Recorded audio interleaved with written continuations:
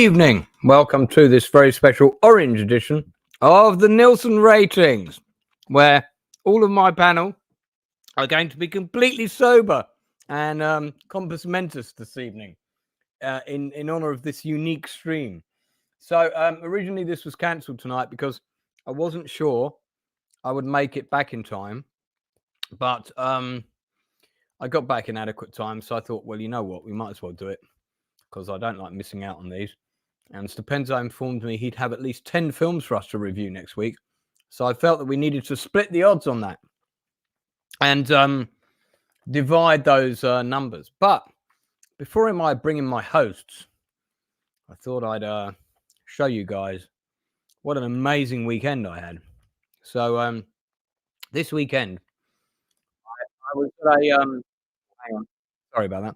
I was at this reunion party of something called Orange.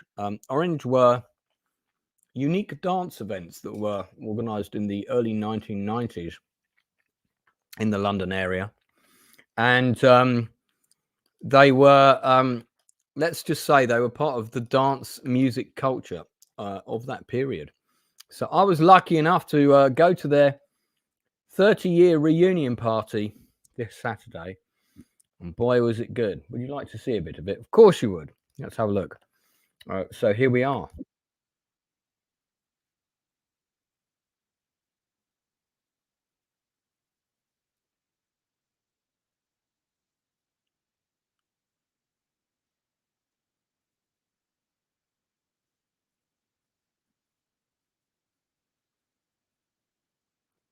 So for all the nerds out there watching who says, well, I can't go to that, that's very nerd inaccessible, I disagree. It's part of your mantra that you absolutely should go. You can tell Blue Collar agreed. Waving around on my camera. Yeah, I'm sorry, there's no audio on that. I haven't figured out how to show the audio. If you open it on my Facebook page, we can probably share it, right? I'll do it for you. No, you go on my Facebook timeline. You can, really? You can probably open the clip if you have a look. What do I have you on Facebook for? We're not so friends.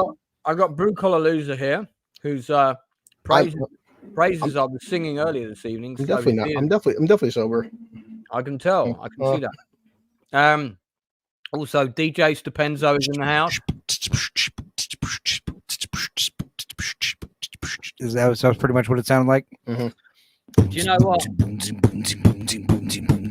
For hours. Well, we need to check. Let's check and let's do a comparison and see if it's actually like that.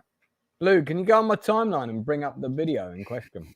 But I was dancing for like 6 hours, man. Yeah. It was good. It was actually one of the best nights of my life, hands down. Actually, that's right. That's exactly what it sounds like, too. Okay. It was. I was bang on, like you British people like to say, bang on. There you go.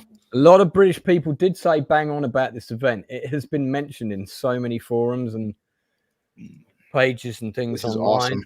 I did a blog about it. All right. Blogs. It's up, Lance. Put it up.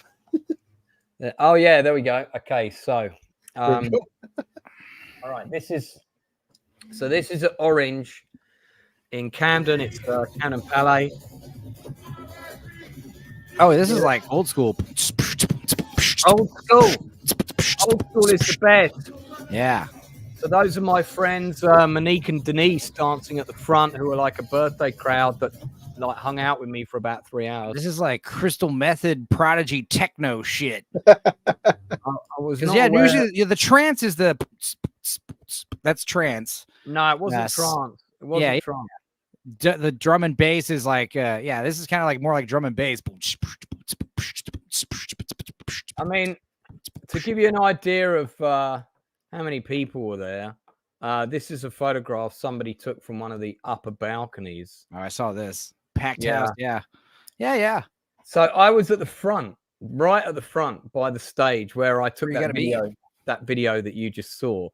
But earlier I was dancing in one of the royal boxes on my own, and somebody actually caught a video of that, which I found online earlier. I'm going to see, purely for my embarrassment, I'm going to see if I can find that for you guys. Now, Blue Collar, your glasses are unlike mine. Your glasses are mirrored, so we can see pretty much anything you're looking at on your computer. So be careful. Yeah, that porn too. Yeah, don't suddenly switch to Pornhub, bro. You're the shape of your computer is so distinct. You see how mine have like this glossy vagueness, but it is cool having the glasses. I mean, I see why. I don't know if this is why Drinker does it, but I wear the glasses because you guys have to understand I'm in a dark room and there's like a fucking huge TV like right in front of my face right here. So the sunglasses help. Yeah. Well, I don't do it to look cool. I do it to like prevent, going like blind from TV rays. I was out with Drinker earlier this evening. So I heard. Oh, name dropping, huh? Did you go to a rave like that? Were you guys grinding on each other and sweating and taking ecstasy? I'm afraid it's a hang on. It was a Tuesday, so no. Oh, right. But he was recognized like 3 times. Jeez. When we Is were he like out. celebrity status? You're that guy on YouTube. He was recognized before we got to the pub by somebody. He was recognized in the pub by somebody else. And he was recognized in the restaurant. All fat dudes, I'm guessing, right? One of them was a Scottish guy. One of them was any hot chicks like, oh my god, you're Critical Drinker, I love you. I would not believe that. That'd be insane. That didn't happen. Just like this, like some fucking gorgeous big-titted woman. Oh my god, you're Critical Drinker, I love you. That'll never happen. I mean, obviously, it could happen, but it's all fat nerds. And so with his shirt off. Hey, if I ever have any fucking fans, it's all fat nerds. I get it. Well, yeah, they weren't actually like particularly fat nerds. They were just cool. People. Well, good.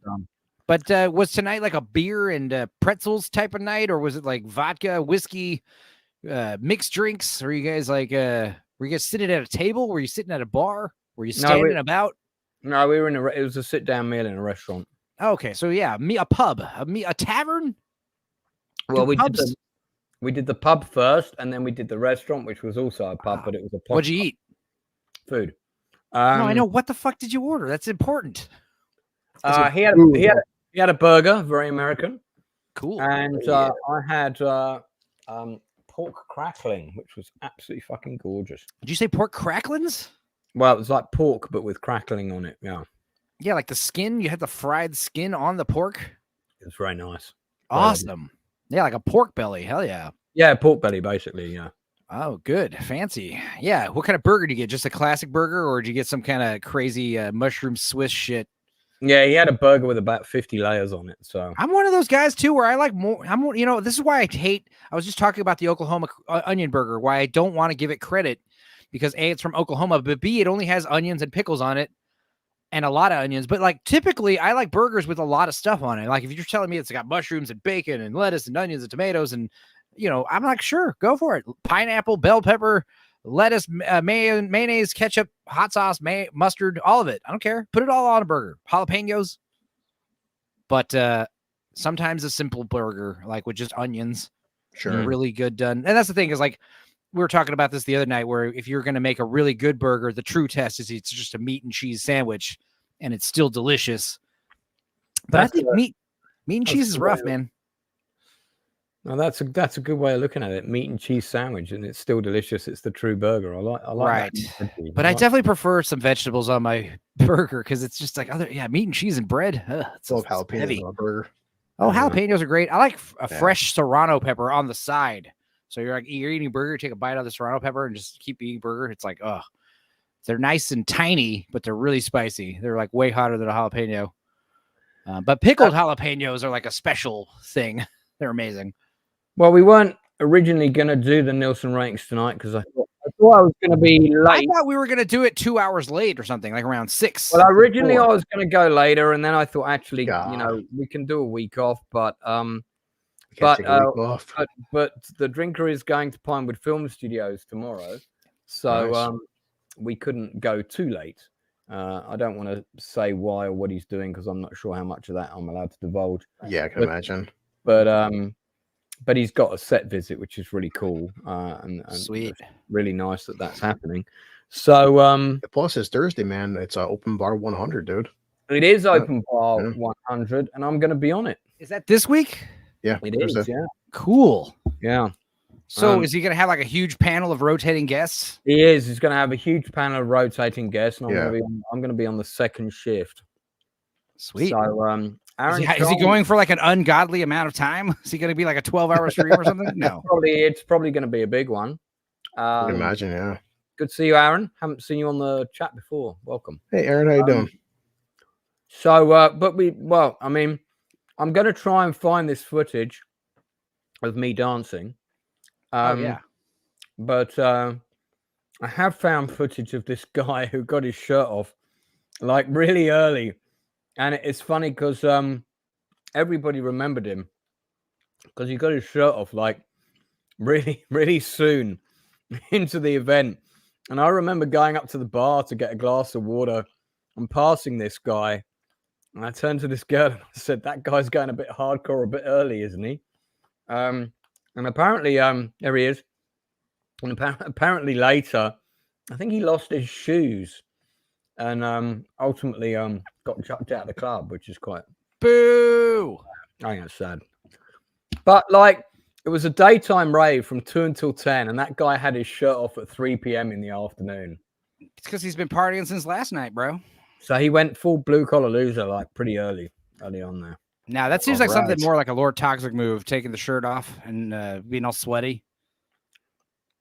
Could be. Could show my guns. Blue collar's going to be the guy.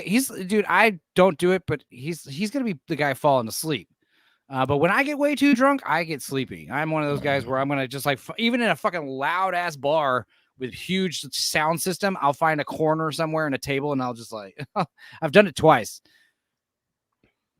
Getting kicked out of a bar. I mean, there's obviously it's one of the least offensive ways to get kicked out of a bar. You're falling asleep. Hey man, get out of here. I'm tired. So, Enzo, you've seen several movies today. Do you want to kick off with a choice? Yeah, last night on recommendations of I think Melvin Deeply. I want to say Melvin Deeply. Someone recommended watching this documentary called "The Clones of Bruce Lee." No, it was Quan. That's who it was. And it's called the Clones, the Enter the Bruce Lee Clones. I think that's what it's called. Enter the Clones of Bruce Lee. God, I should probably look up the title of the movie before I recommend it, right?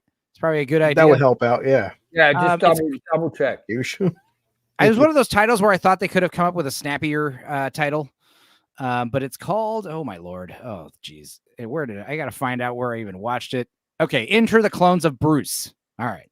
That's what it's called. Enter the Clones of Bruce. And it's about Bruce exploitation, which is something I never even knew about.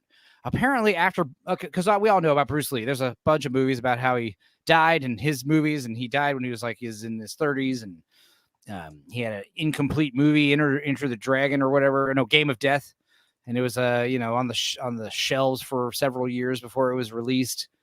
But what I didn't know is basically as soon as he died, they started casting guys who looked like him and gave him the bowl haircut, and they would call him like Bruce Lee or Bruce Lie, Bruce Lowe, Dragon Lee. There was a slew of these Bruce Lee copycats, and they were specifically doing Bruce exploitation movies where it's either an unofficial sequel to Fists of Fury or whatever the hell that movie was called. Is that Fist of Fury, Bruce Lee? Yeah. So they're doing Fist of Fury 2 with a guy who looks like Bruce Lee, who's playing the same character. But then they were also doing Bruce exploitation movies where it's literally about the guy Bruce Lee is dead, and we're doing the story of the Bruce Lee life, and it's all exaggerated, and each movie has wildly different stories. But this is the year after he died. They're it's insane. And basically the idea is we're looking for the next Bruce Lee. So eventually they pivoted at the end of the documentary, they pivot to Jackie Chan, which was a very different style with the comedy, the getting hurt, getting his ass kicked constantly, the wild stunts. And that was kind of what we eventually settled on. We want Jackie Chan, that kind of style. But before we found Jackie Chan, there was this 5 or 6 year period where it was Bruce Lee knockoffs, and they were being billed as the lost Bruce Lee film. This was a film Bruce Lee made 9 years ago, and it was discovered and altered, and we found it. and you go watch it, and you're like, that's just a guy in a wig. And it's like, oh man. So like Bruce Lee fans in the 60s and 70s were like being very disappointed with all these like bait and switch movies. So what's cool about the documentary is they find all these actors and interview them and talk about what they thought about it. Oh, that's cool. What? Yeah. I'll be quite keen to see that. Where can people find it? It's interesting. I want to say legally. Where do you find it? It's a good question. Let's see. Let's look it up. I don't know. You guys have to understand. I get movies just sent to me in the mail, like anonymously, and that's how I watch them. Yeah, your fans. Yeah. It's on. It's your fans. Well, I know you could pay to see it on YouTube. It's also available. Yeah, it's not available anywhere free, but you can watch it on Amazon Prime, Apple TV, YouTube. Yeah, nowhere free, except those other places that will not be named. But yeah, it was interesting. It was a good watch. My mother, she enjoyed it, even though it's one of those. It's great because one of the things it showcases how influential Bruce Lee was, because it's literally in 5 languages. There's dudes talking in Chinese. There's dudes being interviewed talking in Japanese. There's a lot of French people. Bruce Lee and martial arts movies were huge in France. I mean, there's English dudes because like British cinema. They talk about these 2 British guys that were like really big on like bringing martial arts, Hong Kong martial arts movies to British cinemas. And they like financed, I think it was called Black Dragon. It was like some guy who was like a knockoff of Kareem Abdul-Jabbar. Because Kareem Abdul-Jabbar was in Game of Death, there were like knockoff Kareem Abdul-Jabbars. And all these guys like, what was the big guy from Bloodsport? The huge dude.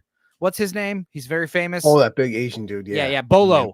Bolo was in one of the Bruce Lee movies. So because of that, he's cast in all these Bruceploitation movies. So it's like fake Bruce Lee versus Bolo. Because, Bruce Lee and Bolo never really actually fought. Oh, professional Noro Nix. Hell yeah, he's back. Nick's got his profile back, or a new profile anyway.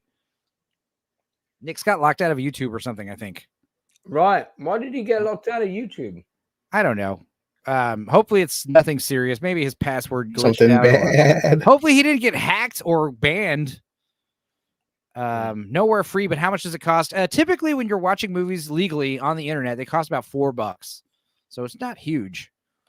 Pay to rent them or whatever. I like this guy. I don't think I looked like Bruce Lee. Yeah, this guy was great. He was actually one of the realer dudes in the entire documentary because he was talking about how he had as a name. His American name is James. He has a Chinese name that's, I don't remember it. But he was saying that he was very blown away that they changed his name to Bruce Lee, L-I, Bruce Lee, or however you want to say it. And he's like, dude, that was a bit much because he actually trained with Bruce Lee briefly, but he actually is a professional. That was the thing. It's like they were Bruce Lee's an actor, he's trained to do fake martial arts on camera, where what they were doing was hiring real fighters. So like in these Bruceploitation movies, like they don't know how to pull punches and shit. So people were getting really hurt, He was one guy. It wasn't Dragon Lee. It was I think it was Bruce Leo or Bruce, one of the other Bruces. He was saying, because he was an actual legit fighter. He was saying he accidentally broke one dude's cheek, like giving him a fucking palm strike. And then he was saying one guy tried to punch his abs and like almost broke his hand.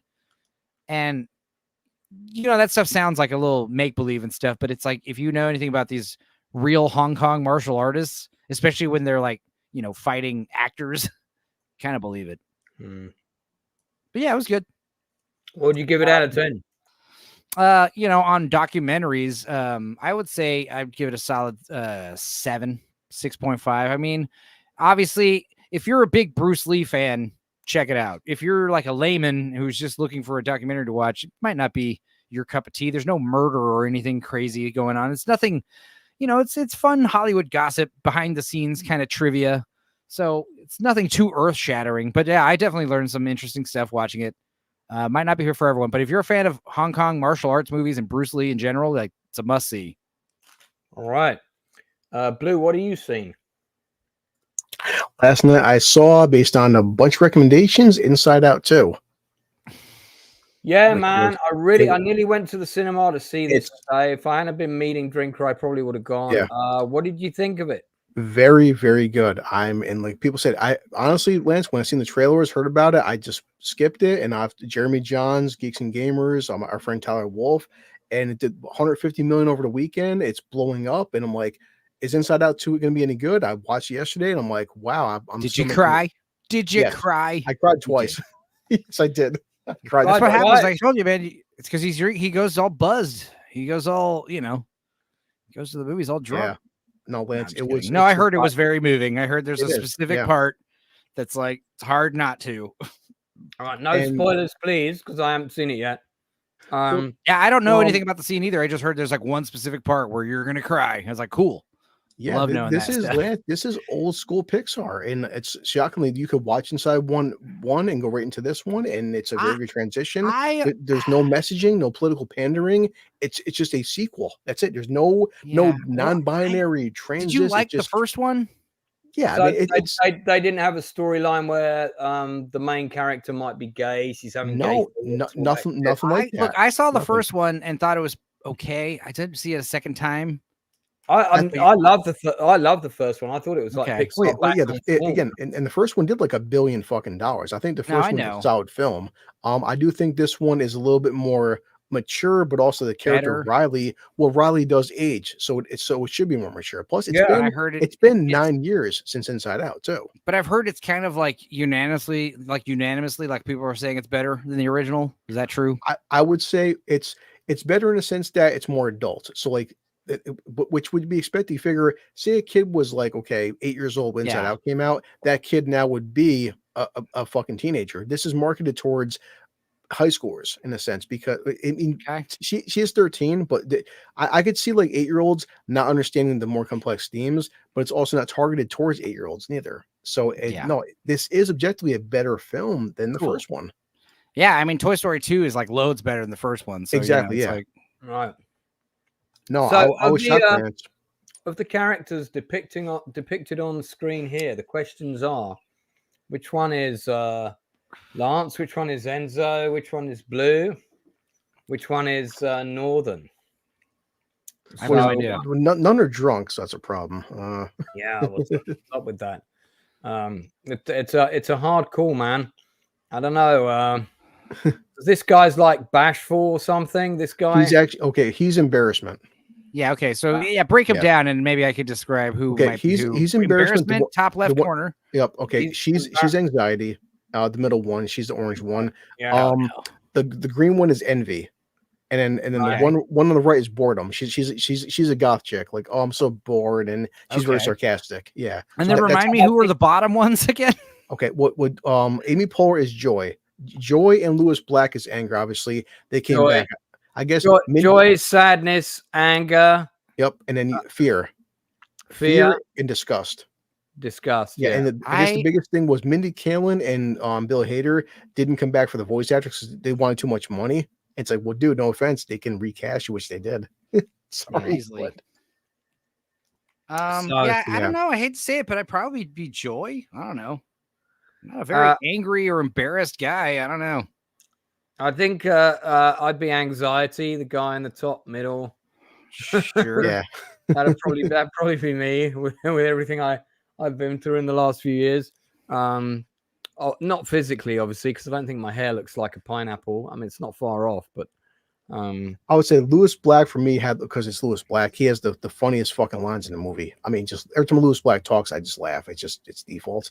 Okay, here's a question: do we get to see Bing Bong in the second film? No, we do not. Oh, he's gone. He's part one, man. Hey, that's the old. Well, the premise is, Lance, remember, this is evolving into a new version of yourself. Riley's not a kid anymore. She's turning 13 years old, which is dreaded puberty. Oh shit! Which now she's a teenager. She's getting acne. She's getting more adult themes. She's getting new emotions, which I like that because Riley, at 13 years old, you have different emotions than when you were 8. That's how life goes. Okay, yeah, true. But no, I'd say like 100%. The main two characters are Joy, Amy Poehler, and Anxiety. They have the most screen time. Lewis Black, the rest of the emotions, they're kind of there, but it's 50% Joy, 50% Anxiety. That's how the movie goes. Okay. Now we've got the inside man in the green room, but he's not fully connected, so I can't bring him in. All right. He can definitely hear us though. He'll pop in. No. So rating out of 10?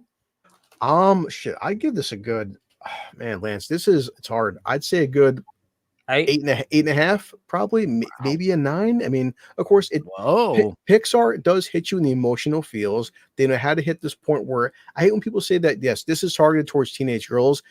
All you guys, everybody hit the phase where you're in high school. You want to make where I was a teenage girl. You want to fit in. It's like whether you're a boy or a girl, everybody goes through anxiety. Am I good enough? Am I a good person? Do I have new friends, but then do I shit on my old friends?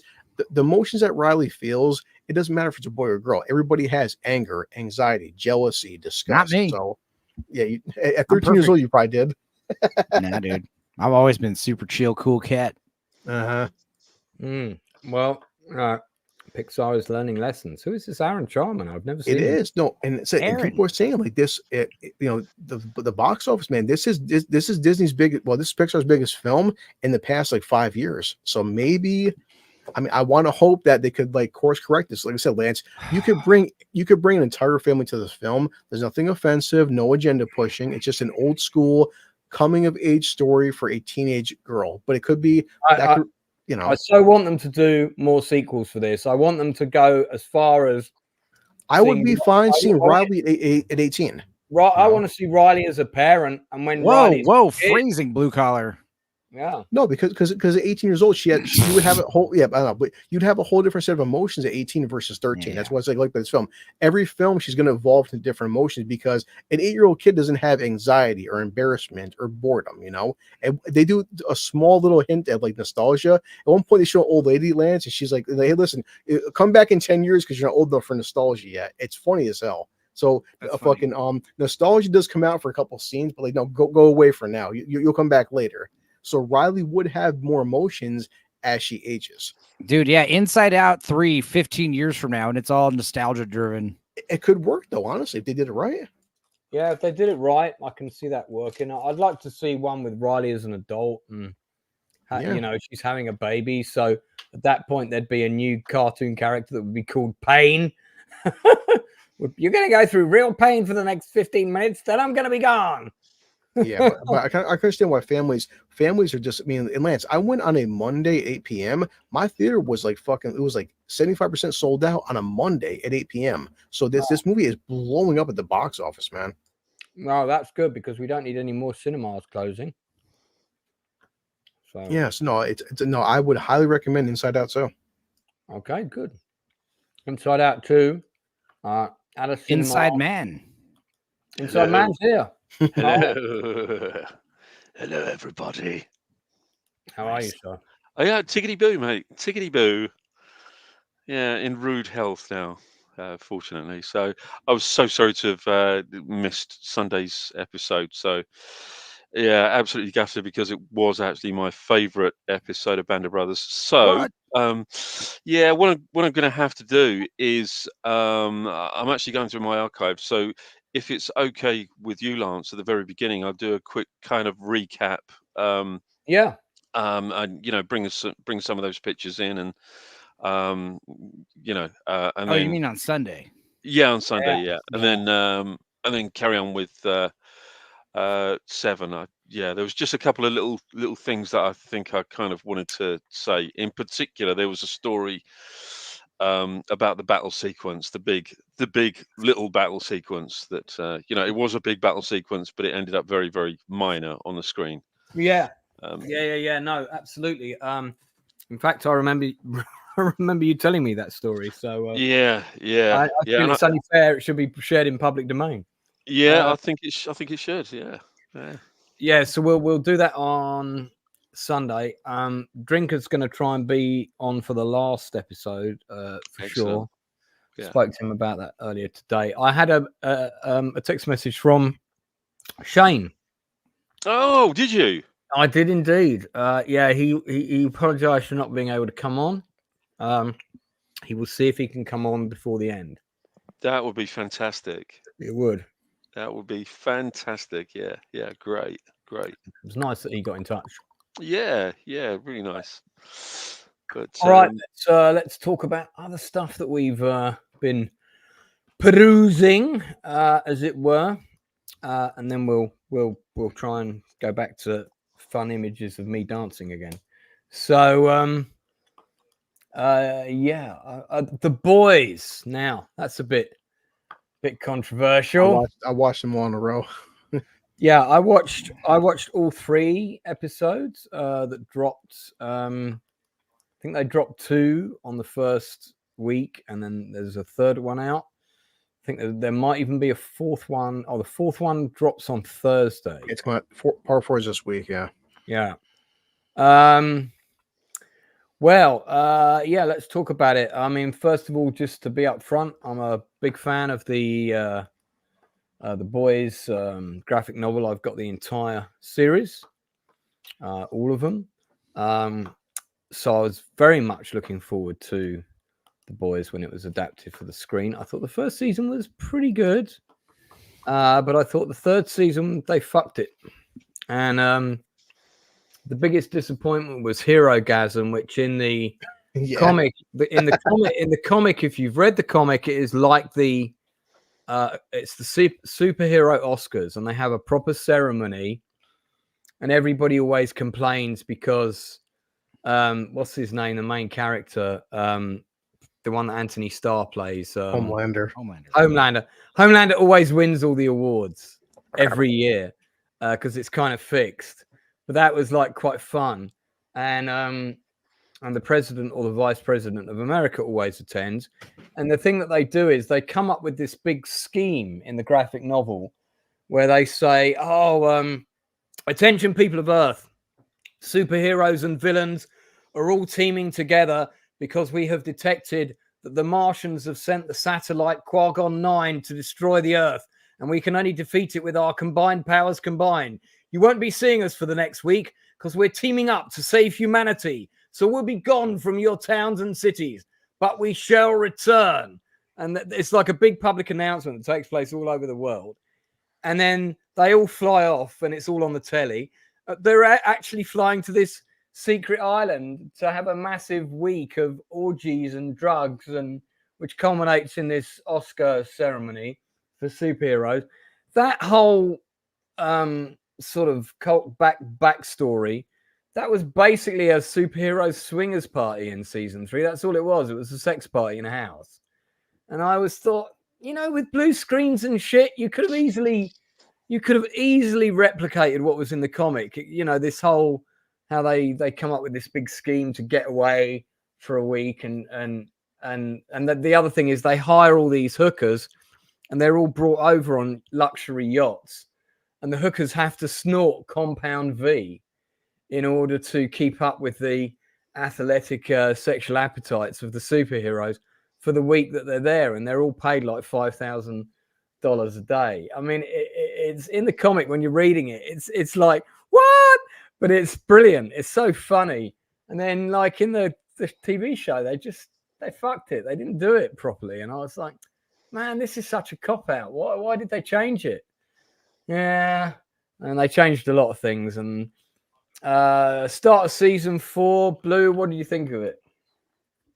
Oh, it's definitely, you can tell the political, they're definitely taking jabs more towards the right-hand side, but I didn't mind it. The raunchiness is definitely there with the guy Chuck from Supernatural plays God, the human centipede scene.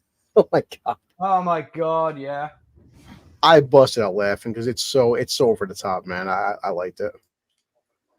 Yeah, I wasn't sure we needed to see that, but yeah, it didn't really serve any plot purpose, but it was quite funny. Yeah, but I still like, I still like Anthony Starr as Homelander. He's becoming more unhinged. I still like Billy Butcher, Carl Urban. Yeah. And yeah, some of the characters, obviously the poor chick who plays Starlight, the plastic surgery, it's very obvious. What, are you saying that the actress has had plastic surgery? Oh, I'm sure, Lance, at this point, you've had to see the before and after pictures from Starlight, from Erin Moriarty from season 1 to this current season. It's so painful, dude. I haven't actually. Can you get them up? I will, actually. Yeah, it's oh, boy. You can tell season 4, she looks like a whole different person. It's very apparent. Okay. Man, the pressures of modern television. Yeah, I felt that like season 4 so far is pretty unbalanced. It's before they used to take jabs at the left and the right, and it felt fairly evenly handed. So far on season 4, it's very much at the right, and it's kind of lost something. So I don't know. Yeah, I mean, isn't that one character not supposed to even be gay or something? I don't know. Human centipedes himself. Yeah, the character Frenchie, now he's gay, which is like, well, he wasn't gay in the first few seasons. Now he's gay. It's kind of pissing people off. Yeah. What's funny about Moriarty is how she was trying to gaslight us that we were like imagining stuff with her face. It's like, dude, just be honest and true. What? I mean, you didn't see this picture, Lance? This has been all over the internet like a month ago. No, 2 months ago. I never saw this. It's rough. But yeah, she was trying to call out what's her name, Kelly, whatever her name is, reporter lady, interviewing her, saying, "How dare you? How dare you say that I had? It's bad lighting, it's makeup contouring." So that's season 4 right there. I mean, come on, it's like that's. She had all that lovely baby fat on her face, you know. What? Why? This is the thing, right? I don't understand this.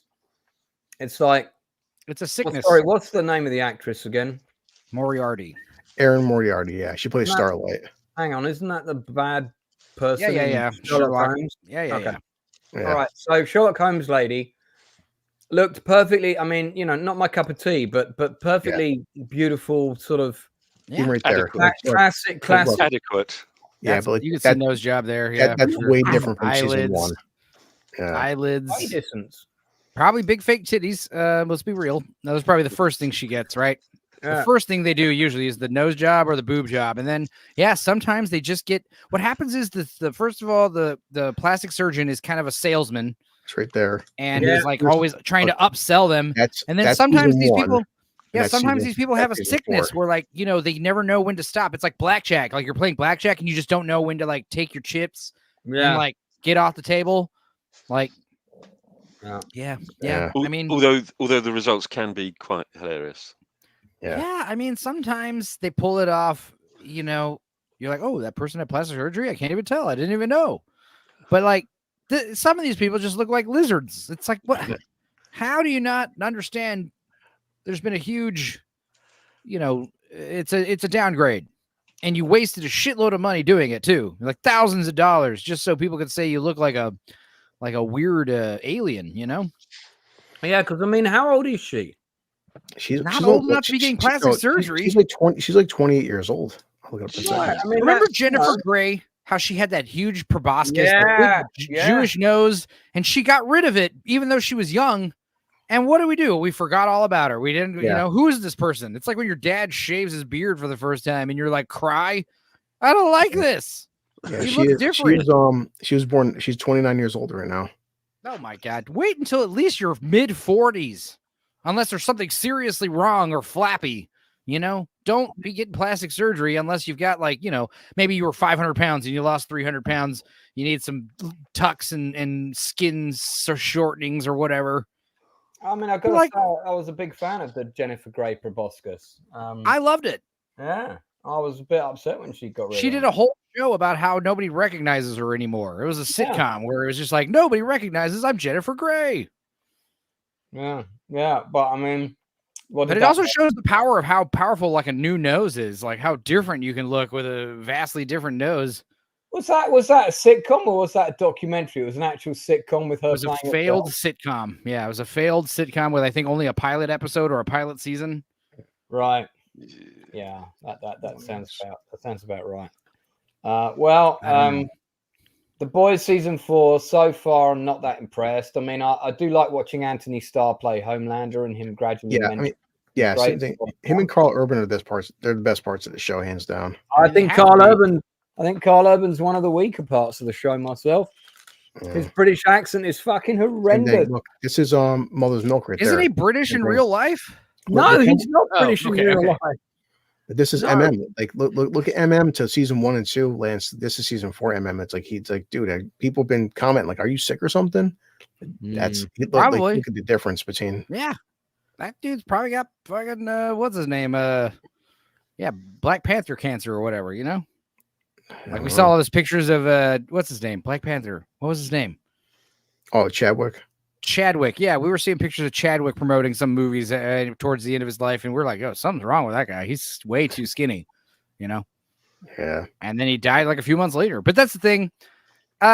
David Bowie started this trend, and Norm Macdonald did it after him. This solidified this trend where it's like now actors or celebrities, they don't even like announce they're dying.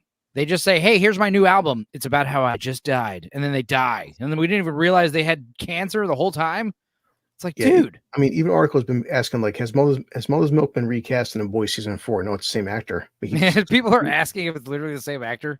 Yeah, I mean, he probably could have just stopped taking steroids or whatever, stopped lifting weights. You know, you lose a lot of mass quickly, you know. Could be. But, yeah, he does look pretty skinny. Yeah, I didn't like the fact that they made Frenchie gay. I thought that was completely unnecessary. It's not in the graphic novel. That clearly was. I feel like Seth Rogen likes making fun of the IP. You know.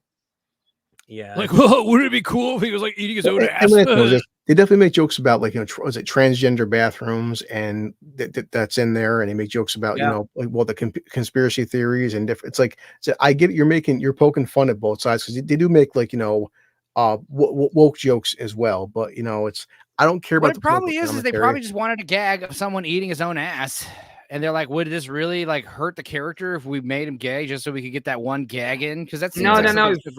Frenchie is not the guy who does that scene. It's someone else, but still, it's someone else. It's a bad guy that they have to fight later, whose his special ability is he can clone himself 5 times. I gotcha. So he clones himself 5 times in order to have a massive arse fellatio session in a sauna, which wasn't particularly important to the plot, it has to be said. But, but I mean, I do like the points at Homelander. Homelander, the thing is, he's powerful, but still, all the superheroes were human. They're injected with this compound V. Homelander does age. He is getting gray hairs. He is going through the fact that, like, I'm not invincible. Because Homelander isn't Superman. He's very powerful, but he actually can be hurt. So he's dealing with the legacy of, like, maybe I should what do I do with my kid, and passing on the fact that Homelander, eventually, you're not going to be around, dude. And of course, Butcher's got the death sentence too. Oh, Melvin, Carl Urban is from New Zealand. Okay, that makes sense, because I knew he had some kind of accent. Well, I knew his American accent was fake. You know what I mean? Like, I love the deep him and his girlfriend, the octopus, which is voiced by Tilda Swinton is voicing her. That's a fun storyline. That and she's now hidden in kind of like the broom, the closet behind the clothes. It's created a special tank for her, and she's like, "Why don't you put me in the tank above your bed so I can be close to you?" Are you embarrassed about me? Yeah, I love. It's so funny. No, there definitely is. There is problems, but I like the comedy enough to keep going. But no, there's some parts you roll your eyes though. Like, yeah, I mean, it's the fact that he's having sex with an octopus. I'm gonna reserve final judgment. I will keep watching it, but I'll reserve final judgment until the final episode. We'll see. Okay, so that's The Boys. Inside Man. I know you've got a classic 70s Kung Soki blaxploitation film. You're just dying to mention that you've watched. Well, it's funny you should say that. It's funny that I should say that, yes. Because when I found out that there was possibility of not coming on tonight, the show not going ahead, so I thought, I'm going to settle down. I'm going to watch Black Belt Jones with Jim Kelly, and not with Jim Kelly, but with Jim Kelly in it. So and obviously I didn't get around to doing it. So that's going to have to be for next week. However, I did manage to do a rewatch of Private Schultz, if you remember that one, Lance. I think you mentioned it on a previous stream. With Michael Elphick. Michael Elphick from British show. What's it? Oh God, what's that show he did? Boone. Boone. Yeah. Boone. And Yeah, really good. I'd forgotten how good it was. It's a BBC show, I think 1980, I think 81 at a stretch. And it's kind of based around a true story. It's about this sort of bumbling private in the German army who just happens to be recruited from prison because he's a little bit of a villain, and he's a kind of a reformed character. He thinks that he's gonna be released from prison. He's gonna have a nice life and everything, and he's gonna go back to his old kind of criminal ways. But of course, war breaks out, and he's kind of attached to the SS, SS major, Major Neuheim, played by Ian Richardson. Ian Richardson, Yeah. fantastic Ian Richardson. Oh, what an And of actor. course, and it's all about the plot, and a true story about the plot to devalue the pound. So it was the plot goes something like this: that I think it was Himmler that devised this plan to devalue the pound and make the British economy crash by forging all these fivers, British fivers, and then either parachuting spies into the UK and distributing the money, or just literally just airdropping them over. And it's all about the plot to try and recreate these almost near perfect fivers. But it's kind of semi comedy. So you've got Billy Whitelaw, who's she's the Madame at Salon Kitty, the famous Salon Kitty, um, in Berlin. And she kind of gets involved with Private Schultz and is sort of semi-involved with the forgery plot. Um, but it's a really really good show, and very very accurate, historically accurate when it needs to be, but pretty funny actually. Pretty funny show. Mm. It's not like arse splittingly funny, but it's yeah, made me chuckle anyway. So there. I do remember that because that was a true thing. That was a true Yeah. plan. They did. Yeah. I'm surprised someone hasn't done a sort of more modern, big budget. They have. They Have have. they? Yeah, they had. There was it's a German film called The Counterfeiters. Very, Oh, very good film. I've got that movie. I've Great got that movie. movie. Yeah. Really good movie. Yeah, yeah. And then Um, Clint Eastwood's readapting it. It's called For a Few Fivers More. yeah, of course. Yeah, that's definitely true. Yeah. Yeah, The Counterfeiters is a very good film. Yeah, That it's is a really good movie. excellent film. Yeah, yeah. But they kind of deliberately sabotage it, don't they? Yeah, yeah. I mean, there are all kinds of because they couldn't get the paper correct. They couldn't get the paper right. And there's a very very good book called Kruger's Men, which is all about the plot to Cougar's Men? Kruger. Kruger's Men. All right. Kruger's Men. Kruger's Men. Not men for cougars. I'm a Cougar's man for sure.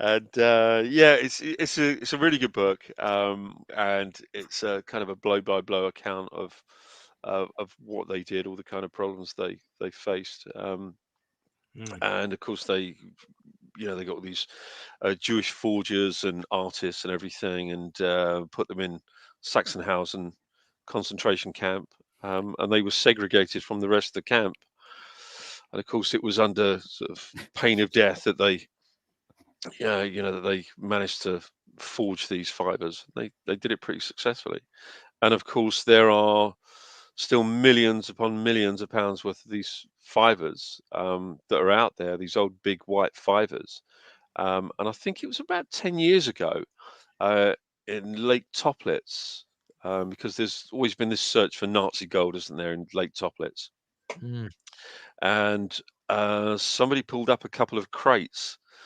And the sort of wax sealed crates, and there was a couple of £1 million worth of white fibers, all in absolute pristine condition. Wow. But yeah, it's an interesting show.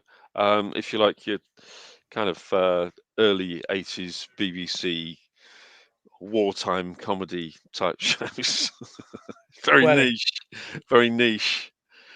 But yeah, other than that, you finished watching the last season, the very, very final season of Inside Number 9.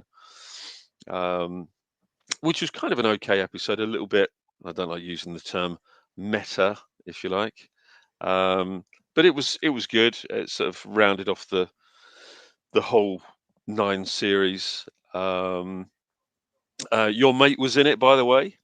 Danny Webb, No. Jason Flemyng, No. Gary? Phil. Other Gary? the other guy. Phil. Oh, Phil Daniels. Yes. Yeah. Well, Phil Daniels I have met, but I wouldn't call him a mate. Oh, you mean, hang on a minute. You mean Phil Davis. Phil Davis. Phil Davis. Phil Davis is a mate, absolutely. Yeah. Yeah. Phil Davis, who's a bloody great actor. Yes, indeed. He's actually one of my wife's favourite actors of all time. She absolutely adores him. Right. Well, that's nice. And he was fantastic in The Curse of Steptoe, where he played Wilfred Bramble. Do you remember that one? Is that a sequel to Steptoe and Son? It was the dramatization of the story behind Steptoe. So you had, the sort of problems that went on behind the scenes with H. Corbett and Wilfred Bramble and Ray Galton and Alan Simpson, the writers. Right. But he was absolutely fantastic as Wilfred Bramble in that. Really amazing performance. What's that called? It's called The Curse of Steptoe. Curse of Steptoe. Oh. Yeah, it was one of these BBC4 sort of dramas. They went through quite a few of those. They did one about Hattie Jakes, which was just called Hattie. There was a couple of Kenneth Williams ones. There was a Frankie Howard one that was very, very good with David Williams as Frankie Howard. And that was excellent. It's got The Curse of Steptoe's got Roger Allam and Jason Isaacs in it as well. Mm. And Rory Kinnear. Yeah, Rory Kinnear. I mean, he's you can't go wrong with Rory Kinnear, can you? Not really.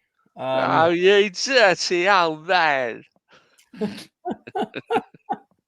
Avid. For any Americans watching, they haven't got a clue. I'm just laughing out of politeness, to be honest. They haven't got the foggiest idea. Here's The Curse of Steptoe, which is a drama about some other actors that were in another very British show called Steptoe and Son, which the Americans know it as, is it Stanford and Son? I think that it was translated over into kind of an American version called Stanford and Son, which I believe is now a classic American sitcom. That'd be cool. Probably not true though. It is. Oh, check it out, man. Wow. Check it out, dude. Stanford and Son. I think it might be Stanford or Stanford. Well, yeah, Phil Davis very much looks the part there. Yeah, he's fantastic at it. Yeah, it's a great dramatization of this story.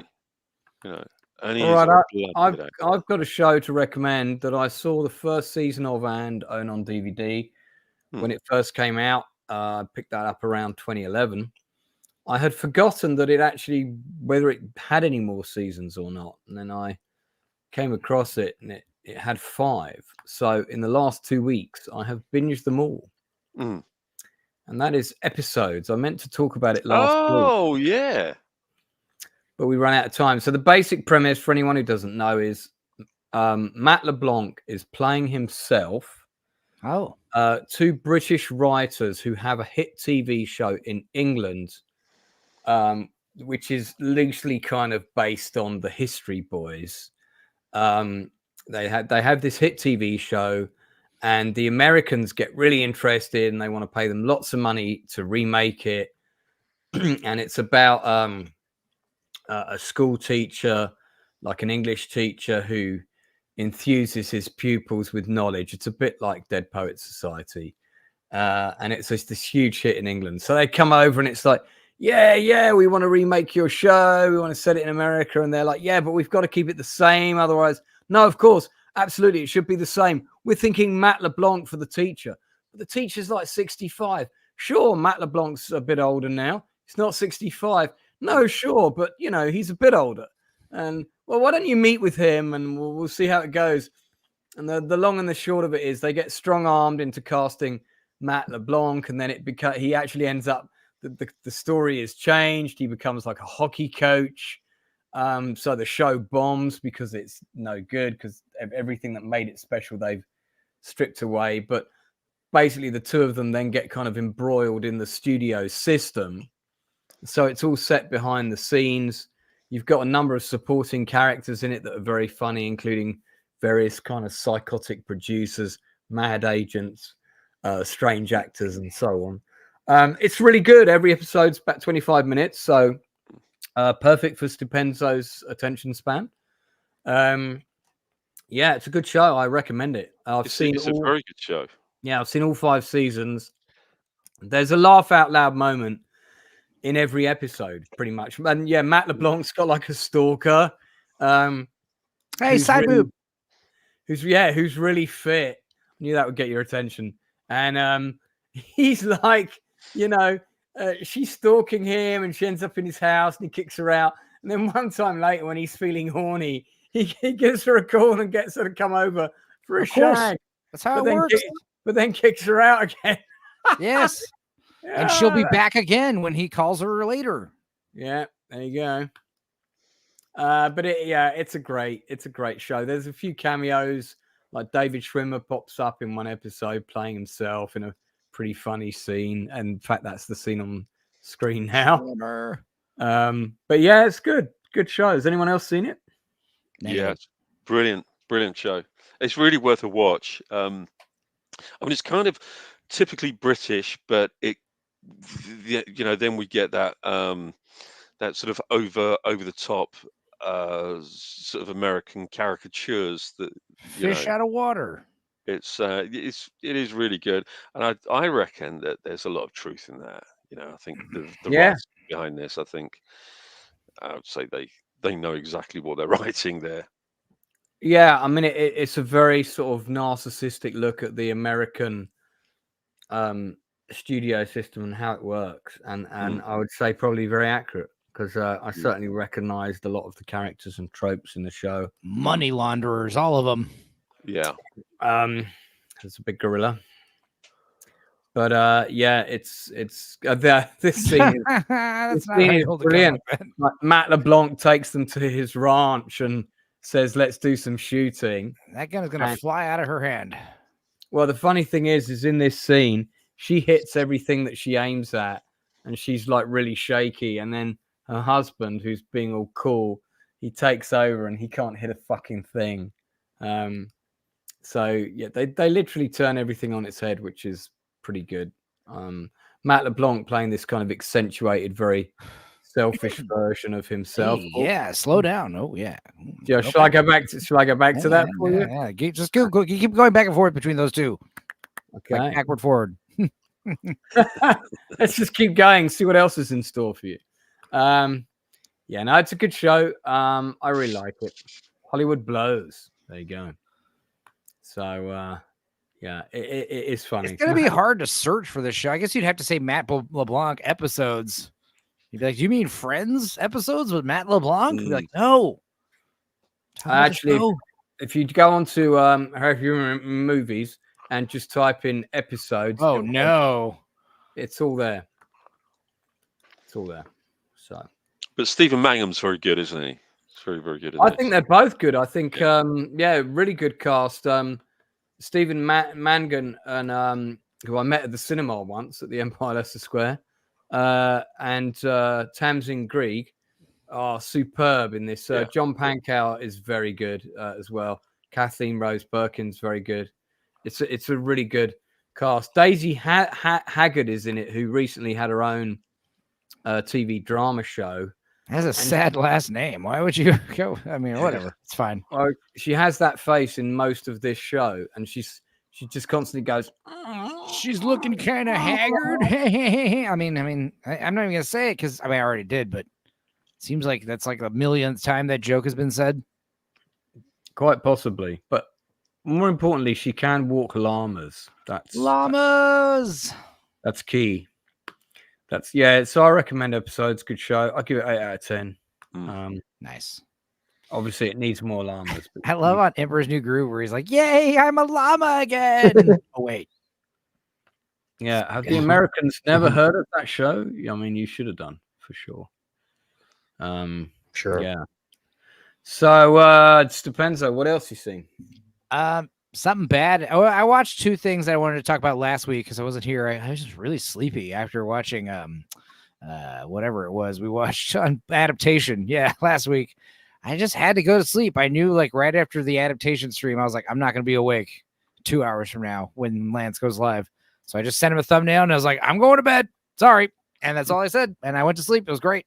But you sacrificed me for a Nicolas Cage film. My God. I know, man. No, I did have to talk about something else later that night, but it was one of those things where I definitely needed a nap. But I wanted to talk about two movies I saw.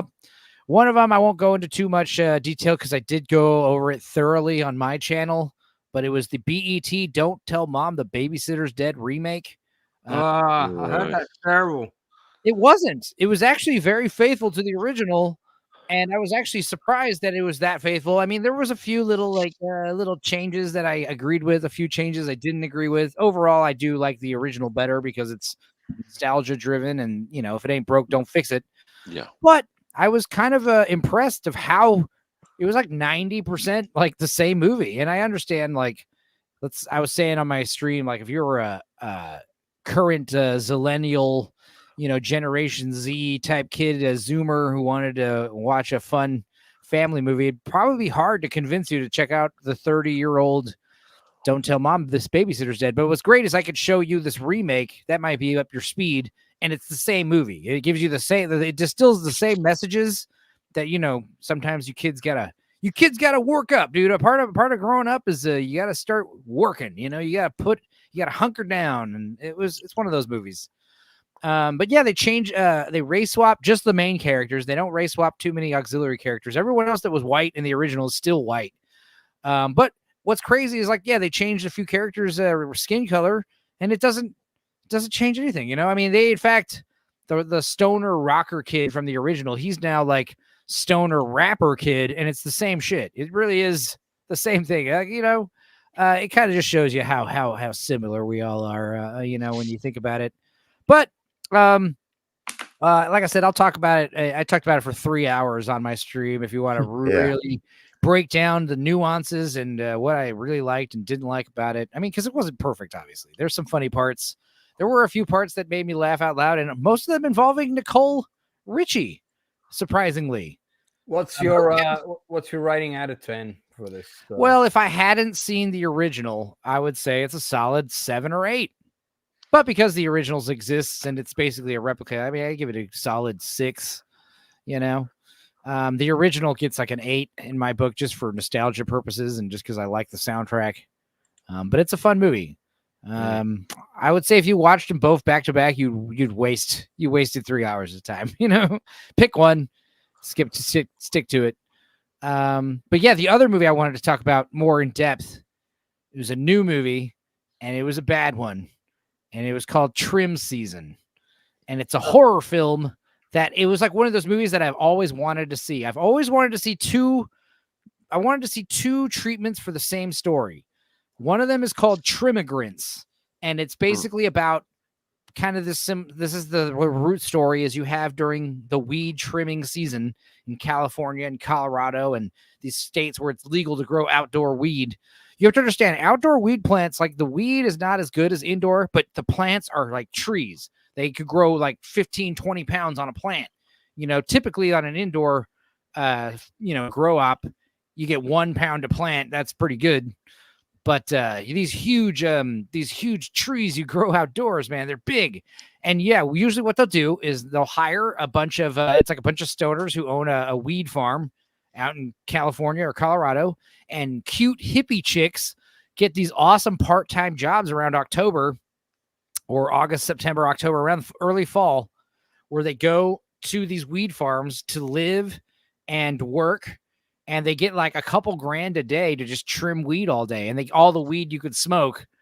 And usually like what I want to see two treatments of the same story. One of them is like a dating reality show, because what inevitably ends up happening is you've got a handful of these dudes that own this fucking weed farm with all this weed and money, and you've got these like kind of broke festy chicks, basically living there. It becomes kind of cultish, and eventually everyone starts sleeping with each other, and there's usually fights and bickering and jealousy. And then there's also sometimes chicks, they will settle down with one of the guys and they'll move in the farm. And then future grow seasons, the new girls will come and they'll hate the mistress who runs the farm. There's all kinds of dynamics involved in this weird trimmigrant culture. And it's like, this can all be explored in a reality show, which thankfully still hasn't been done. So if any reality show companies want to hit me up on this trimmigrant idea, like, I'm all ears. But the other option, I feel your extensive knowledge in this area is quite suspect. The other option is do a horror movie with trimmigrants, and Trim Season is a great title for this horror movie. But I always envision it being like a Texas Chainsaw Massacre type thing. You've got girls going in, lured into the weed farm, and it turns out like the weed farm is owned by, crazy cannibals or whatever, or there's like a hillbilly running around, murderers. That's what I wanted. This is a movie about like witchcraft. The weed farm is owned by a witch, and it's like supernatural. And it's like, the magic weed takes over the girls, and they become like, they stab themselves with weed trimmer scissors. It's really silly. But I think the big problem with it, though, we talk about, how pandering and wokeness and all that stuff, it's like, usually doesn't bother us when it's done tastefully. This is one of those times where you got like I said, one of the requirements of being one of these trimmigrants is you kind of have to be a hot chick. Nobody ever picks like fat, ugly girls to be weed trimmigrants, because like these guys who own the weed farm, the goal is to kind of sleep with these hot betties and, give them free weed and money and have them trim all the weed, because trimming weed is the hardest part of growing weed. It sucks. They're going to be trimming something, that's for sure. Yeah. So you hire nothing but hot chicks. And the thing about these girls in Trim Season is they're pretty good looking. One of them is not terrible looking, but one of them is literally a they, them.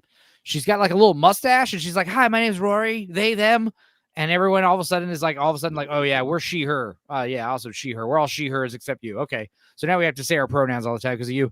But what's crazy is usually in horror movies, you get like full frontal unnecessary nudity. The only person that shows her titties is the trans one who has like the scars. They keep like making an effort to put her in the shower and showing her zipper scars. It's like, why? Why are you doing that to me?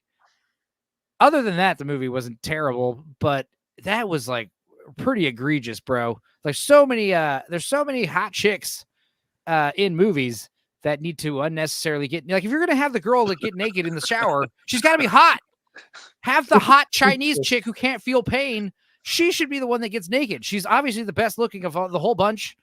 The other thing that I was excited about the movie is one of the girls, she was the star of that pretty awesome Netflix horror movie called Starry Eyes. I don't know if you saw that one, about the young girl moving to Hollywood trying to make it as a star, and she gets involved in some kind of satanic cult. Yeah. She's like one of the main chicks in the movie, and I was excited about her because she seems like she picked some pretty fun, interesting stuff. But yeah, could have been a lot better. It's one of those movies where it's like, I'm by no means a professional filmmaker, but I have a feeling if you just put me involved in the project in some capacity, I personally could have improved it greatly. Yeah, but I gotta say, the witch, she was that lady from V and a few other cool stuff back in the day. What, Diane Baldler? Was it Diane Baldler? That sounds not right. Let me look it up. Hang on, I've got the IMDb here, so I can. It's Jane Badler. Oh, Jane Badler's the one. That's the one I meant. Yeah. She was in V and a few other awesome stuff, but she was cool. I mean, the thing about the supernatural stuff, it was silly. It's funny because like one of the girls, she's like, they meet the head witch lady who owns the property. She's like obviously like a witch. It's so freaky weird, but she doesn't smoke weed. She doesn't partake. And they're like, "What? That's crazy, bro." And she's like, "I have my own herbal supplements that I do." And one of the girls breaks into her cabinet and sneaks out her stash. And it's like the weed looks like those like frozen those dried strawberries that you get in cereal. Like they're like blood red buds of weed. and she's like, "Oh, I'm gonna smoke the witch's weed," and she smokes it immediately. Like her eyes and her nose and everything starts bleeding, and she dies in front of everybody. And then the witch comes in, and she's like, "Oh my god, we have to get rid of her body. Don't tell anybody. Anyway, keep trimming weed," and everyone just keeps trimming weed. Like, what the hell? Yeah, I think I won't be watching this. Yeah, it was fun. If you like shitty movies, check it out. Yeah. Trim Season, what would you give it out of 10? Well, I would say watch Half-Baked 2 and Trim Season together as like the ultimate like terrible stoner movie double feature. Yeah, that would be a fun night. Ironically, yeah, I give it like 2 stars. Still worth a watch though, because it's pretty bad, but it was still enjoyable. Okay. Trim Season out there now for people who are desperate and have nothing else to watch. So if you want a good laugh at some zipper titties. I'm sorry. Lou, do you have anything else you want to recommend? Yeah, I'm making a video for tomorrow with my cousin Lance, but you and me discussed a new show that came out called House of the Dragon. Yeah. So we discussed this last night. Yeah, I'm just having my cousin because she's a massive book nerd like us, so she's read that book like 20 times. So I do want to hear her insight based on the book, how good this episode is. Season 2 of House of the Dragon has dropped, and I'm pleased to say it is the bollock. So as opposed to bollock, it's the bollock. Sorry, I'm taking Gary out because he's just laughing incessantly. No, his harpsichord laugh is like the trademark. Get it back in here. He's going to set us all off. We're all going to be laughing. And let's bring him back in and see if he's still laughing. He's still laughing, Gary. Yeah, I like it. Gary. Yeah, I'll take him out again. He wasn't laughing. He's good. He's still laughing. No, good. No, it's okay. Yeah, I'm fine. Yeah. House of Dragon is really good. Yeah, I mean, you remember, kids get killed. Isn't that funny? Well, what's funny about it is, oh god, no, I did listen to a little bit. What's funny though is like right now there's a lot of talk about the toxic fandom hating the Acolyte for all the same reasons that the House of Dragon is doing well. It makes no sense. Like House of Dragon has all the same problems allegedly that why we hate the Acolyte. Like it's because of these issues, these racisms and sexisms and whatever. Sort of but all these things are in House of Dragon, which everyone loves. So explain yourselves. Explain yourselves. I'll explain it. The Acolyte is written by toxic, narcissistic mentalists who have no discernible talent and have too many agendas that they're trying to shoehorn into their bad writing, and then just not trying to write good science fiction. And the House of Dragon is a good television show that's written by adults. We don't care about lesbians. It's not a big deal. Yeah, we just care when lesbians are written well. I think with something like the Acolyte, you look at that now, and it's indifference. It's made by people who are completely indifferent. There's nothing that they care about. There's no passion or joy or anything that's gone into these shows anymore. I mean, Disney is the most indifferent company that you could possibly come across, and it shows in everything that they're turning out. You know what's cool about the Acolyte is we're all realizing they're not going to turn around and start making good stuff. They're intentionally just doubling down and making the crap. The crap is here to stay, folks. So just get used to it.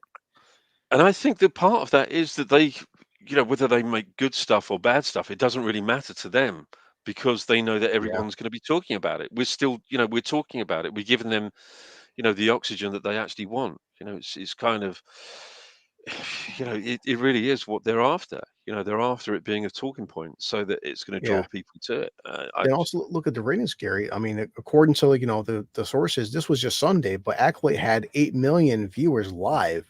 Sorry, House Dragon 8 million viewers. That's just live. We're not counting replays and rewatches. Wow. Now look at Acolyte. These guys it's like the lowest rated watch show of all time or something. They're bragging it's the best though. It's always the best according to them. It's the highest rating ever according to them. But then you actually analyze it because like for instance, like on I don't know how many reviews have been put in on House of the Dragon, like numbers. It's still on Rotten Tomatoes. Let me check it out. But like right when now. you get on Acolyte, it's like, oh my God, it's 16%, whatever. It's terrible, right? 14%. It's terrible. But when you look at it, it's like, I think there's only like 10,000 reviewers or something like that. But when you think of like Star Wars, like there should be like 100 million Star Wars fans. So when you take that number into account, you realize like, oh my God, there's only like 0.009% of potential Star Wars fans like actually even tuning in and reviewing this stuff and giving a crap. Yeah, on Rotten Tomatoes, House of Dragons only critics, not fans yet, which is kind of weird because it's been 2 days. Just came out, But either way, it's like still even season 1 still had like a 90% audience score versus like Acolytes at like 12% audience score. I mean, come on. Well, looking at the reviews on IMDb, there's 1,900 plus and 1,900 plus reviews already for House of Dragon. I don't know if that's for the season generally. Yeah, IMDb, I think is less people put reviews on IMDb than Rotten Tomatoes, but still, less people put them on IMDb because it takes effort to do reviews. I think IMDb has more accurate ratings than Rotten Tomatoes for sure. Absolutely. Yeah. So, all right, let's just look at Son for a Son. So, the show's only been out for a day. It's got 70 reviews already. So just looking at the headlines, as someone who hasn't read the source material, 10 out of 10. A Son for a Son, 9 out of 10. House of Dragon is back, 10 out of 10. Great comeback, 10 out of 10. Excellent first episode of the second season, blah, blah, blah. 8 out of 10, 9 out of 10, 8 out of 10. 9 out of 10, another promising premiere. Phenomenal! I want Aemon Targaryen. Mostly solid, but 7 out of 10. 2 out of 10, no blood, just cheese. Okay, that's the most critical. Overhated, then the storm broke. So lots of 10 out of 10s. So, I mean, just looking at the first page of the reviews, you've got mostly 9 or 10 out of 10s, a couple of 7s, a couple of 8s, 1, 2. I think the lowest is the 2. All right, let's go and have a look at the Acolyte, see what they've got. Oh boy. So, yeah, help if I spell it right, wouldn't it? Okay, so the Acolyte. All right, so the Acolyte has 3.5 out of 10. 1,100 reviews. Not much less. 3.5. Okay, that's higher than I thought. Here are the headlines. Painful. How can it get this bad? What happened to the 180 million it cost to film season? Well, we covered that actually on the other stream. Go and watch it, and I broke down that 180 million for you. This is laughably bad writing and direction. So bad, I cancelled Disney Plus. Jar Jar Binks was a museum masterpiece next to this. That's a good headline. I like that. Complete garbage. It's over. Garbage. It's over. That's so fucked up.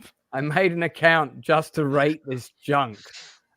No, that's called review bombing. See, the idea that the idea that you're making an account just to review something negatively, that would be frowned down upon. You could also say that's a passionate individual finding their voice. True. It would be if the shoe was on the other foot. Cultural vandalism. I made an account just to give a glowing review to this show that I love. This is a good one. 1 out of 10. The power of 1.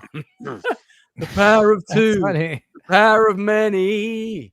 Yeah, the thing is, it's not even like harmonically like fun to listen to. Like the power of 1, the power of 2. The power of many. I don't know. It just sounds bad. The power of many. Like that tone inflection's not good.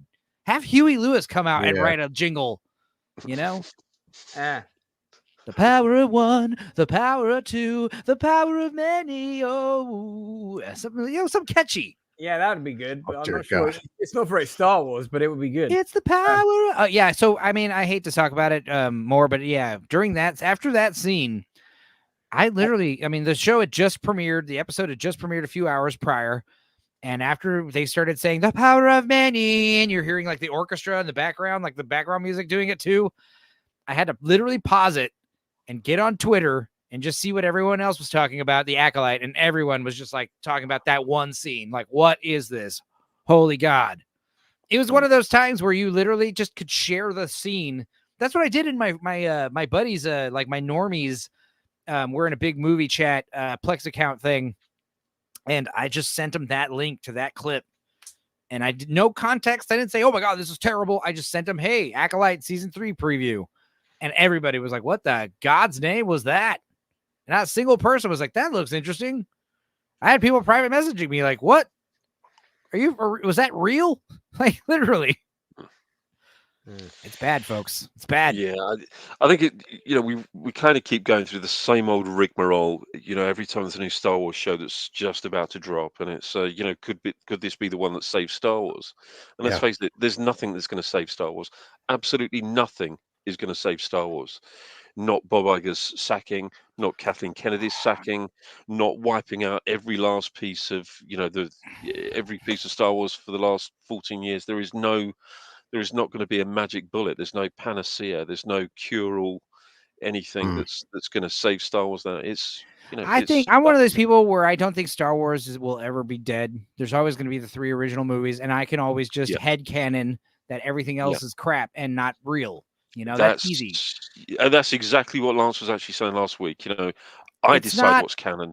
We decide it's what not we hard. decide. Nothing. I mean, there's been some. There's been some egregious stuff like the Holdor maneuver, which like retroactively makes, other movies not make sense. But like, if you just ignore it, tune it out. I mean, also it takes a lot for Star Wars to kill, for Star Wars to die. For me, Star Wars dying involves like not being able to watch the originals ever again. If something happens where like Disney somehow like erases every like if I pull out my physical media and somehow they've managed to change that version. Like that's how Star Wars will die, But also, as Lance knows, I'm showing this clip right here. Look at, we keep hearing about, Star Wars actually cost the budget $200 million. Like when you see this is a CGI on House of the Dragon, like right here. I mean, that was what Game of Thrones OG was kind of a. I mean, goddamn, like when you see if you said this cost $200 million, you at least understand this is where $20 million went. Versus why it cost $200 million? It's back because what you're supposed to do is you're supposed to plan out these shots and make them done once. The issue is these idiot directors and producers, like the visual effects guy makes this scene of the dragon landing and some idiot shows up. He's like, can we do it a little different where the dragon does it like that instead? And they have to okay. And they have to do it. They do it again and again and again. That's why it costs more money and ends up looking terribly because they're kind of just like winging it. What you should be doing is extensively planning how the special effect is going to be done and what exactly you're envisioning when the special effect is done. You can't just be like, hey guys, here's a bunch of B-roll footage, make a dragon land. And I'm not really going to give you any kind of, just, you either have to trust the there you go. This is another movie that I saw that was, and Job Cabin. Okay. We'll talk about that in a minute. Yeah. Just joking. Well, you're saying, Lance, but like you said, when you watch episode 3, The Acolyte, the entire episode is just dialogue and maybe they don't even show lightsaber in The Acolyte episode 3. So it's like, where is this budget going to? You're saying we're spending $25 million on an episode of Acolyte. Okay, at least House of Dragon, you can see where, especially you guys know this, daytime CGI is fucking hard. And the fact that she's hopping off a dragon in daytime, The Acolyte, it's like you guys have no special effects. Some of these episodes, it's all dialogue. So where is this $25 million budget going to? A lot of it, I wouldn't be surprised, is going to listen, man, Kathleen Kennedy's repairs for her swimming pool cost a lot of money. So I mean, it reminds me of Kamala Khan, Miss Marvel. One of these ladies, is it Anita Sarkeesian? One of these ladies for Marvel, who was one of the higher ups, she created that character, Captain Marvel. And because she's higher up, she basically dictates not Captain Marvel, Miss Marvel. She created Miss Marvel. And because of that is why Miss Marvel is being pushed into video games and the Marvels and other stuff, because every time she makes an appearance, she gets royalty money. So she's basically cutting herself fat royalty checks every time she dictates this character is featured in anything, whether it be a comic book or a video game or a book or a movie. Lance knows this. They showed the wall. The 700-foot ice fucking wall. And this is not the only dragon in this episode. This 1 hour episode feels more expensive. The entire 3 episodes of The Acolyte. You're like, it's all money laundering, dude. Yeah. But like we were talking about earlier, it feels like it's actually worth it, See, Adam Sandler, he started this trend because he was he realized the budgets of his very cheaply made movies are enormous. And it's because he gives his buddy, David Spade, a part where he says 2 lines and he gives him a fat 5-figure paycheck, and that's what he's been doing for a long time. And that's fine. But the issue is now we're doing the same thing, but with random HR people and all these executive associate producers that are just like, it's all, and also like there's a new theory that these movies are made. It's like producers, like they're trying to, lose money and get tax write-offs while simultaneously destroying the lore, that they actually hate. That's the conspiracy tinfoil hat stuff. Well, indeed. So, House Dragon is actually 1 hour and 10 episodes. Acolyte is with credit. Whoa, 25 minutes. Yeah, they're even twice as long episodes. Yeah, that's hilarious. Yeah. Oh, guys, guess what? Just had an email from Charlie Band. Nice. Oh, yes. The director? Yeah, the director producer of Puppet Master. Yeah, Ginger Dead Man. Full Moon Pictures. He's gonna come on. He's gonna come on the week of the 15th of July. Me and Gord King did Ginger Dead Man. That was fun. Yeah, I saw that. Yeah, it's a full length one too. Yeah. Yeah. Oh, that's amazing. What an amazing email to receive. Yeah, it just came in. You read the email. He's like, "Dear Lance, fuck off." No, I'm just kidding. He's just like, you realize it's like a big rejection later. Yeah, he's a fantastic guy, and his book is amazing. It's one of the best. In fact, probably, it's definitely up there with that Ed Zwick book. Now, is he related to the composer named Band? Or Charles Band is his brother. Yeah, his brother. Yeah. No, Richard Band. He's Charles Band. Yeah. And Albert Band is another director. That's his brother. Whoa, that's his father. That's his father. Albert Band. That makes sense. Yeah. 3 of them. So he's happy to do 60 minutes. He's going to give me. So that's amazing. Pretty tight for time. That's amazing. Oh my god. So Gary, I might get you on that one as you've read the books. Oh yes, please, mate. Yeah, definitely. Oh, dude, 100%. Meridian. He did Meridian. with what's her name? Cheryl. Oh my god. Yeah, he did Metal Storm and Trancers. Demonic Toys. This is Charles. He did so many. Yeah, Charles Band rules. My god. Wow. I'd love this guy. Your bad CGI Gator. He produced that. Well, I was talking about that recently. Yeah. He's still at it. Oh yeah. I haven't asked Jeff Kirkendall, Mummy Shark guy, for an interview yet, but I have thought about it. So I have followed him on Twitter. So dude, he's got a new movie from 2020 called Barbie and Kendra Save the Tiger King. What is this? I have to look this up. All right, cool. Oh, because he also did the first movie during lockdown, didn't he? He did the very first movie. I think it was the very first lockdown movie. I think it was. Yeah. Wow. It was the very first lockdown movie, and it was just as we were getting into lockdown. And I think rowdy. He also did Crash and Burn. Movie. That's been on the We Watch list, and Prehysteria. That's also been in the We Watch list since the beginning. Yeah. I mean, dude, this guy. So many of his movies on my queue. Arena's a good one. Yeah, Arena, yes. Yeah, so that's a fun one. Crash and Burn was a bit of a shit film that they just kind of conjured out of leftover footage from Arena or Robojocks or whichever one it was. Right. Yeah. But what an amazing life this guy's had. I mean, a really, truly amazing life. I mean, he grew up in Italy, grew up in Rome, speaks fluent Italian. He owned an Italian castle, a real castle. That he got in an auction for next to nothing. Awesome. Yeah, he had he had part of his studio was on the lot of Cinecittà as well. But a really, really colourful man, a really colourful life, and just a fantastic guy. One of those filmmakers that I've just got so much admiration for. As I said before, with people like Charles Band in particular, he never claims to know what the audience wants, but he knows what his audience wants. He knows his audience. He doesn't claim to know the audience. And his audience really, I'm one of them. So, I know what I'm getting.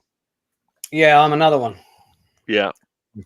It's fantastic. I'm usually getting Tim Thomerson with a cool gun, and that's enough for me. But we may get Mummy Shark Man. Yeah. Inside Man's rates are pretty good for funeral speeches, so I'm his agent. So if you contact me about that, we'll see what we can negotiate. Yeah, he's middleman. I swear he's stitching me up on my end of any kind of income. I swear he is. You know, are you supposed to get 90%? I'm not quite sure. Yeah. 90-10 split. That's the he's actually cutting you a deal. He's breaking you off 5 extra %. So has anyone got anything else they want to recommend or shout out that they've watched? Yes. Before we head into what's this? Season 3, man. Season 3. It's like, to me, it's like just as good as Game of Thrones, but differently. But Renner's back, man. Mike is back, and it's fucking great, man. Every week. Renner's back. Yeah, I've not seen season 3 yet. Yeah, it's good. So because the siege of the prison, that's at the end of season 1. Yes. Am I right? Yeah. And then the climax at the end of season 2 is the gunfight in the house. Yeah. Yeah. Which is a very good scene that I actually showed at my movie quiz, funnily enough. We've mentioned the mayor of Kingston before. I definitely want to do just a kind of a special episode of Chew the Fat on Taylor Sheridan shows, basically. Oh my god, yeah. And right now they're filming Tulsa King season 2. I've been following Stallone on Instagram, man. It's coming out. They're still filming it. Can't wait. Yeah, I need to see that. Really good show. Set in the fictional world of Kingstown, a town that's the primary source of income is prisons, and about all the people that kind of are involved in the machinations of that. Is she still in it? Not yet. Yeah. So I'm wondering, we'll have to wait. Yeah, because she disappears, doesn't she? For now. Yeah. Oh. I said, but Jeremy Renner said this season they said he had no stunt double this entire season. It's all him. Wow.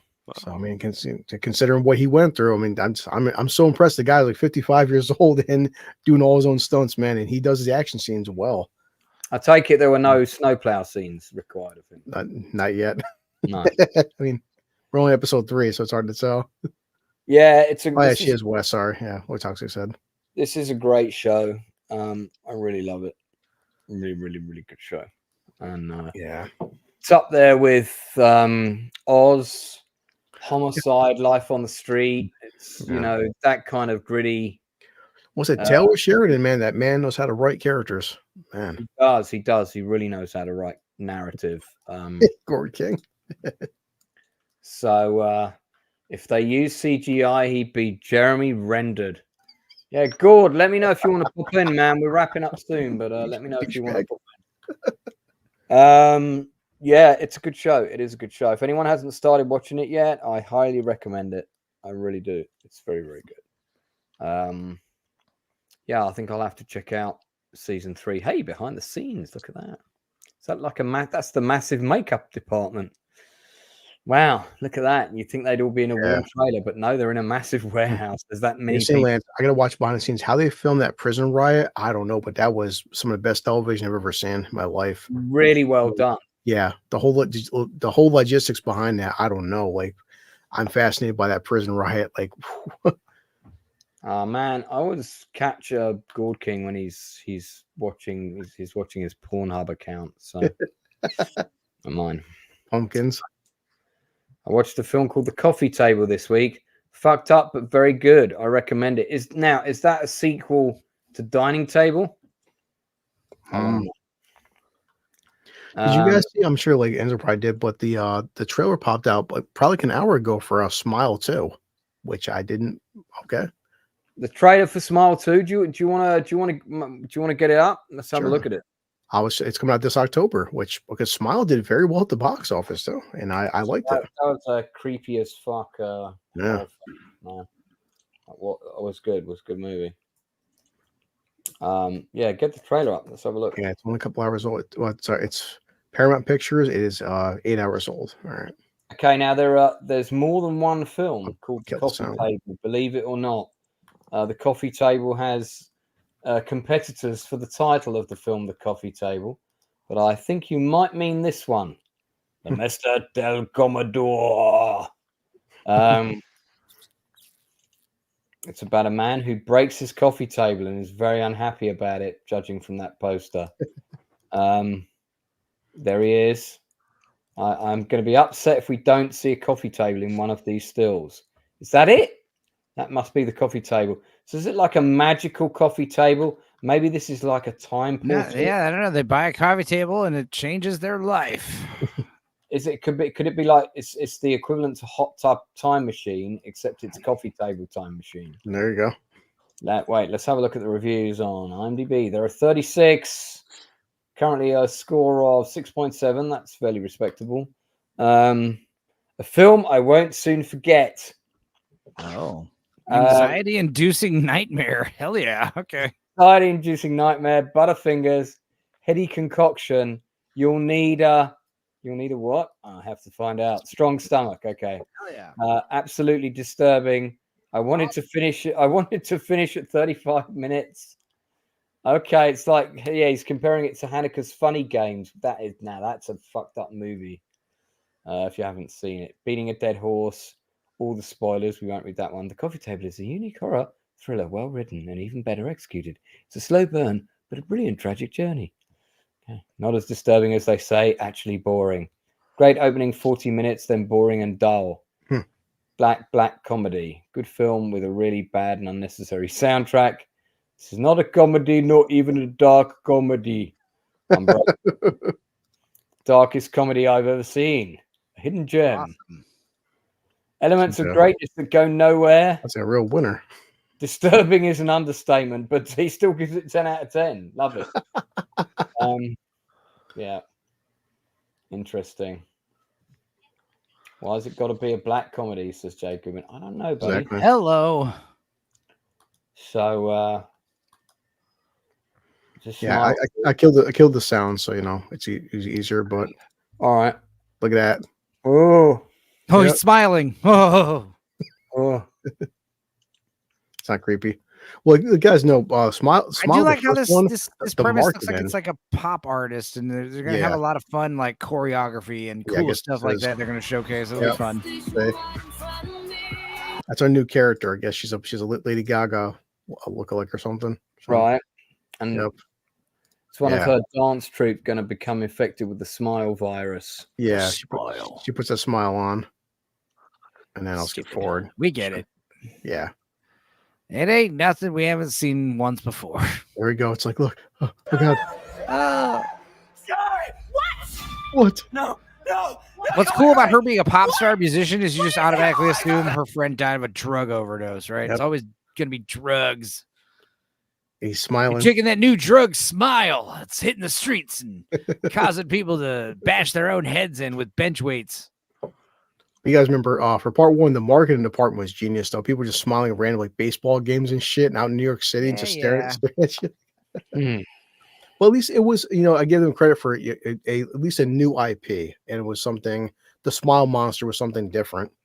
Yeah, because at this point, horror, guys, everyone's bored of the same horror tropes. How many vampires and aliens and ghosts and goblins and demons? At least this was something new. So I'll support it. Yeah, well, I mean, I did like the first one. Do we need a second one? I'm not sure. Yeah. I can't wait till like 10 years from now when we're like Smile 8. It's like, oh God. There's one creepy scene right here with this little girl. Like, look, I want to sign an autograph. It's like, I am not scared of creepy children. Want me to sign creepy children are like, they're getting they're getting like Sparta kicked in the chest. I'm not afraid of a little kid who's freaky and scary. Look at the ponytails too. Did they ever do a sequel to It Follows?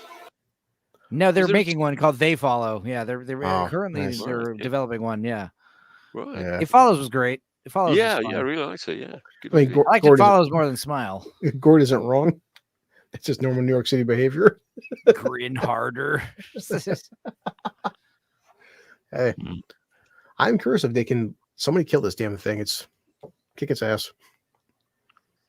The Smile Monster. Smile for the gringos. I like that, Gold King. No, yeah, Smile 3. There you go, R2. That's definitely happening. They're definitely doing that with part 3. Yeah, could be.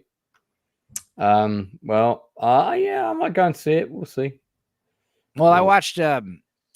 I saw the TV Glow, and I was disappointed in it. It looked really cool, and the movie did look cool. It had great, production value and some great color stuff, and it was one of those inventive uses of low budget footage, and they did some great.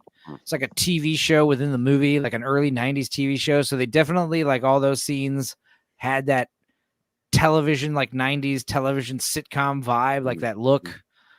But of course, like most A24 movies, it's just very overly weird for the sake of being weird, very ambiguous ending, and overall just a metaphor for being gay. It's like every freaking movie they make. It's just like, okay, whatever. I was actually interested into some kind of horror movie or like, kind of dark fantasy sci-fi film, but it's just like some kind of coming out of the closet analogy again, like everything else. Hang on. So wait, what movie are you talking about now? I saw the TV Glow. Oh, I saw the TV Glow. But okay. I will say I'm glad I watched it though, because there are some cool songs, cool soundtrack, and cool new songs. There's literally like a music video in the middle of the movie, and it's a catchy song. It's good. So A+ for that, these songs that are in the movie that are at least new to me. So that was cool. And yeah, a lot of good use of the color pink and stuff like that, because the show they watch is called The Pink Opaque. And like all that stuff was cool, but it kind of just starts falling flat around the third act. It does that Donnie Darko trope where, it just doesn't explain anything for the sake of just being cool and ambiguous. And it just kind of makes everything fall flat. So yeah. But another thing I did watch that was much more solid was Ultraman, the new Ultraman animated Netflix show, Ultraman Rising. Hang on, how much would you give this out of 10? I saw the TV Glow. 6 out of 10. Maybe a 5.56 because of I envision maybe this female director might make some cool stuff in the future, but A for effort kind of movie. But nothing really. This is the kid from Gentlemanly Magical Negroes. Yeah, and he's kind of starting to get typecast, and of course they put him in a dress. They got to put him in a dress. It turns out that he's it's weird. It was weird, not good weird. It was bad weird.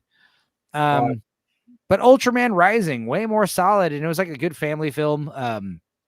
Very strong on the positive father figure messaging, and it was just fun CGI action kaiju stuff. I mean, if you're a fan of Ultraman, like it's definitely an improvement from the old 60s and 70s movies. But yeah, it's fun. It was fun animated movie, and we've always wanted an Ultraman Godzilla crossover, like a legit one. So I mean, maybe one day it'll happen. This is on Netflix, isn't it? I think. Yeah, and it was fun. Watching the trailer, I thought it was going to be cringe and woke and stupid, but it's actually the exact opposite of that. It's actually pretty based. And yeah, it's for kids, So I mean, don't expect too much in terms of drama and violence and heavier themes. It's definitely But be prepared for strange crotch shot angles. As depicted here. This looks like a credit sequence or promote. It's just I don't remember that being in this specific movie.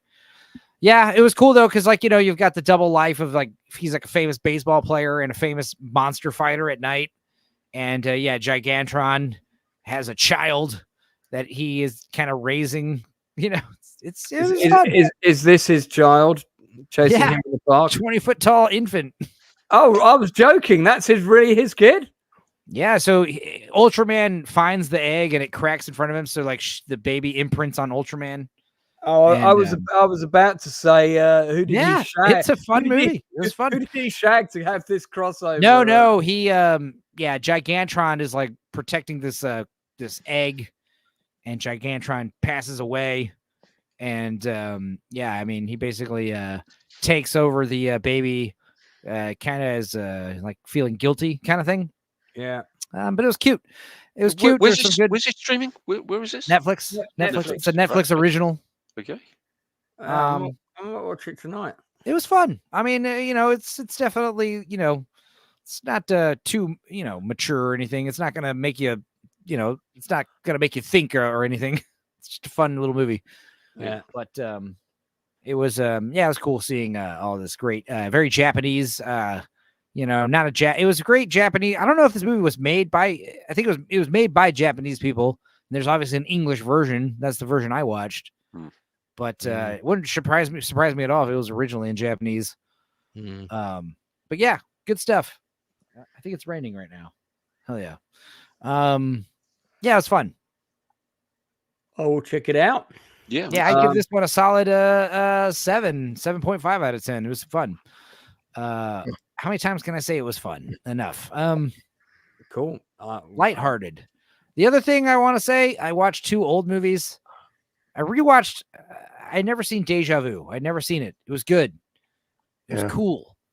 Don't slack on that one. And then the other one I rewatched for the 150th time, and I kind of want to just do a breakdown on it because it's so amazing. It still holds up so well. Is Who Framed Roger Rabbit? Yeah. It's like, dude, it's still so great. So Yeah. anyway. I worked on that. You did? Doing what? Shut up. Awesome. Yeah. Yeah. Bump the lamp, dude. Bump the lamp. It's like the phrase to go the extra mile with all the shading and lighting and just, showing off your special effects. I feel like not enough movies bump the lamp, Yeah. But yeah, great. Great movie. And it's one that I haven't seen for a long time. I haven't seen it for ages. Oh yeah, I rewatched it. I mean, I saw it like 150 times growing up. And it's probably been a few years since I saw it last. But just rewatching it again, like since the past, 4 or 5 years, like how much Hollywood has changed. Yeah. And you rewatch Roger Rabbit and you're like, dude, why, where's that attention to detail that we're just seriously lacking this day and age? Yeah. I'm not sure how true this is. I'm not sure if Inside Man and Lance would know, but is it official for the Spaceballs 2 was just announced by Mel Brooks and Josh Gad? That has to be. I mean, it's who cares? Yeah, I gotta be honest with you. I mean, it's coming from 4 different websites. Like, is it true? Mel Brooks is 90 something years old. Yeah, you know what I mean. Like, he's gonna make a movie. I'm like, okay. Even if he just helped write it, like you're like me and an old person who's probably has like some form of dementia are gonna write a script. Like, how do you think that's gonna? Yeah, this was an hour ago. It says a Spaceball sequel is in development at Amazon. A source from Mel He's Brooks. probably just like producing it, paying for it in some capacity. He's probably put his name to it, but that doesn't mean that he's. I wouldn't want leave old granddad Mel Brooks alone. Like, don't make him write anything or direct. If you put that man on set behind a camera at his age, like, shame on you. So it does say that Josh Gad's going to star in it, Mel Brooks is going to produce it, and someone else will direct it. But Mel Brooks is producing it. You know how Grandpa like wants to get behind the wheel, even though he doesn't have a license anymore. We all have to be like, Grandpa, no, you're not allowed to drive. Remember? Same thing with like directing a movie. Like, no, Mel, please, no, you're not allowed. You're too old now. I mean, what the thing is, if they probably won't, but imagine right now, this is the prime time to make a Spaceballs too with the current state of Star Wars. Fuck that, do Blazing Saddles 2. That's what I want to see. Yeah, Blazing Saddles 2 with like, because with the way Star Wars is, could you imagine if Mel Brooks and these guys roasted how this could be $1 billion movie if they did it right? Which Yeah. I mean, yeah, they could. right. Now's the good time to do a Star Wars parody. You're right. Yeah, I agree. But I mean, see, Josh Gad's got to kind of. They probably won't even shit on Star Wars. They'll shit on the fan base. That's how they are. Yeah. They'll be like, the fandom is going to be the one that gets lampooned. Mother fathers. Ugh. Right. I mean, it's coming from Amazon, but see, Amazon's funny because Amazon makes some really good shit, but then some really terrible shit. No, they don't. Amazon makes really good looking stuff. I mean, they don't make good stuff. But they made Reacher. Reacher's good, and also Terminalist with Chris Pratt's good.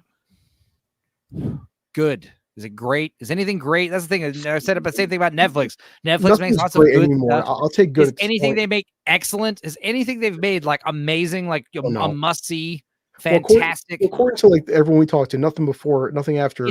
It's all padded out content. It's all content to pad out the streaming service with hours and hours of stuff. So that way people can keep watching their precious little streaming platforms.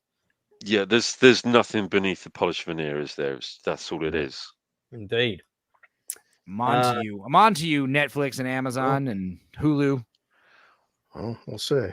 Well, I think we'll start to wind things up. Yeah. But before we do, let's see another bit of that special edition of A Bridge Too Far that's coming out soon. That brighter, that warmer color coding on the other scenes. Well, for the titles. No, just like those other scenes with those like everything's got that not modern desaturated look. I love like this. Yeah, you see like everyone's flesh colored, like apricot colored. You know what I mean? Yeah. Typically nowadays in current movies, like everyone's gray and blue and light. You know, like this. This is what I'm talking about. Grays and blues are dominant in modern. Everything's desaturated nowadays. So, Inside Man, do you remember where this shot comes from?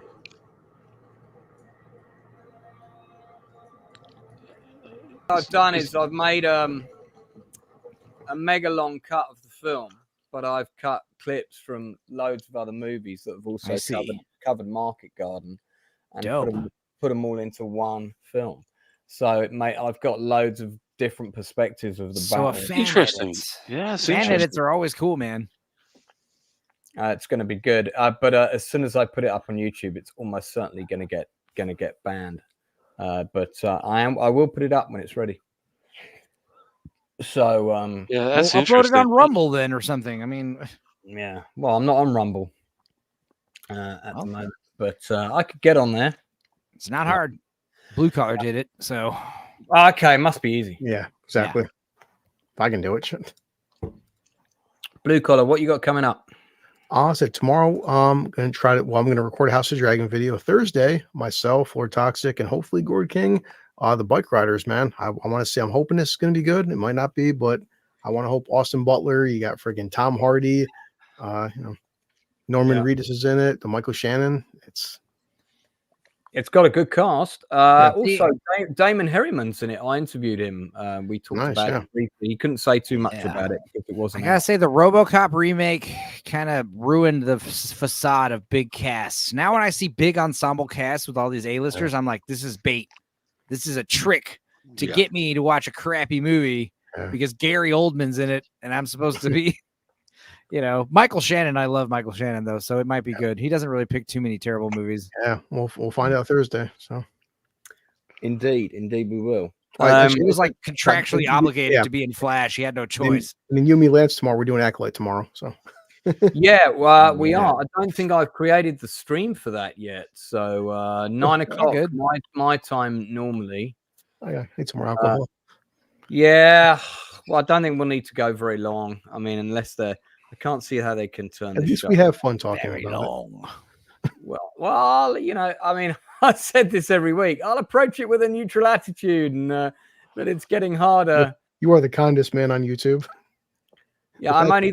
You see, because unfortunately, I've only got the power of one and not the power of many. So we are going to do Acolyte tomorrow. The fact you give it a 3 is like you're such a generous man. At 9 o'clock. So what else have you got coming up, Stupenzo? I guess we'll be on Gord King's channel in a couple hours to talk about Nightcrawler, starring Jake Gyllenhaal and Bill Paxton. Great movie. Nice. That was one of those things where Gord was like, I've got only 2 more streams before I go on hiatus. It's Nightcrawler and this other one.